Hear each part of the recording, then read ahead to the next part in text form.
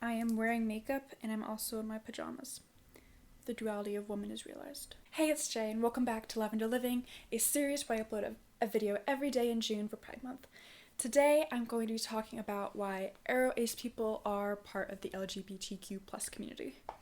This is a response video this is partially a response video in response to Calvin Guerra's video about why aces aren't LGBT. He posted this in February, I believe, on his channel. I'm not going to link it because I don't agree with most of the stuff he says in there, but you can, of course, search for it if you want to. He was basically saying that aro-ace people aren't LGBTQ+, because while he acknowledges it's a real thing, they don't experience the oppression and violence that the LGBT people and LGBTQ plus experience. And like he said that non-binary people he can understand because there's that gender dysphoria, like trans people, and I agree with that, but I don't agree with what he says about aces. And this is me saying why aro-ace people are LGBTQ plus. Being LGBTQ plus, I'm just gonna call it queer from now on in this video because that's a lot to say. Being queer is not based on oppression. Being in the queer community is not based on if you're oppressed or not. It's based on if you're not allo cis het. If you don't experience sexual attraction, if you're not the gender you were assigned when you were born, and or you're not heterosexual or intersex, you don't have what society deems the normal male-female genitals. He said that not being attracted to a gender or any gender, so not being attracted to anybody is asexuality. It's not a lack of sexuality, because just like a man being gay is a sexuality, they're not attracted to women, they're attracted to men. Being asexual or aromantic is a sexuality because you're not attracted to anybody. I hate so much what he said about demisexuality. He said that demisexuality isn't a thing because no one would just fuck someone you're not dating, and like that's celibacy. If you don't fuck someone if you don't hook up with someone, that's a choice. If you don't feel attracted to them unless you have an emotional bond, that's a sexuality. You can't decide that. Like, you literally can't and don't feel sexual attraction unless you form that kind of bond that you need. Like, if you think someone's hot and you're like, oh, I want to hook up with you, but only if like we're dating, that's a choice because you want to, and so you can decide if you want to take that action or not. And as for the oppression part, yeah, we don't experience the death threats that other queer people do.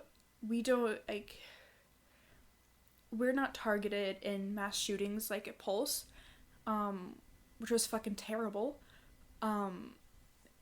But some asexuals have been known to have been raped by people who wanted to fix them, because again, asexuality isn't a real thing and everyone wants sex, and that's known as corrective rape, which is rape where the person who is raping the victim, or not the victim, the asexual, is trying to show them that actually you do want sex, and I'll show you why. There's also asexual denial, just like bisexual erasure, asexual denial, because, we're humans and humans are sexual creatures. We're still judged like the rest of the queer community. And I'm sure some people have been sent to conversion therapy even though like they may or may not be gay. They're still like, people don't want you to talk about sex, but then when you do talk about sex or not wanting sex, they're like, oh, why don't you want sex? Just because asexuals and aromantics, I'm talking more about asexuals and aromantics because I'm asexual, demisexual, but this all applies for aromantic as well. Just because they're not targets of the hate crimes that lesbians, gays, bisexuals, trans people, pansexuals etc. are the targets of, that doesn't disqualify them from being LGBTQ+, because again, being queer isn't based on oppression. It's based on not being an cis het or having normal genitals. And if an aro ace person doesn't want to identify as LGBTQ+, that's their right. That's totally fine. I get why you might not want to do that. You might not feel welcomed. You might not be accepting of your identity and the fact that you're aro ace, or you're still questioning and you don't want to be accused of joining the community and then actually turning out to be straight or whatever. I get that, but that's their choice, whether to identify as queer or not. But you don't have a right to gatekeep those that want to identify as LGBTQ+, because that makes you an asshole.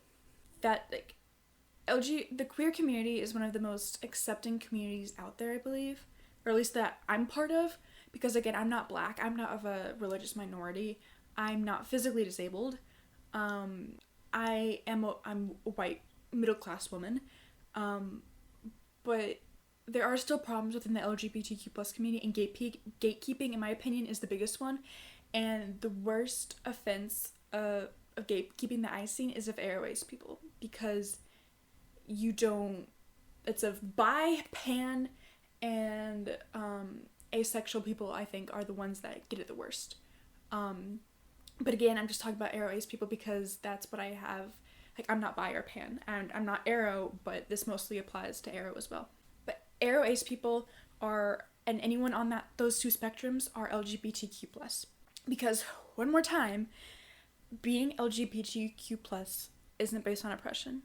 It's about sexuality, gender, and gender identity. So tell me in the comments if anyone has ever tried to gatekeep you, and if you like this video, go to thumbs up, and don't forget to hit subscribe and ring the little bell so you get notified whenever I upload.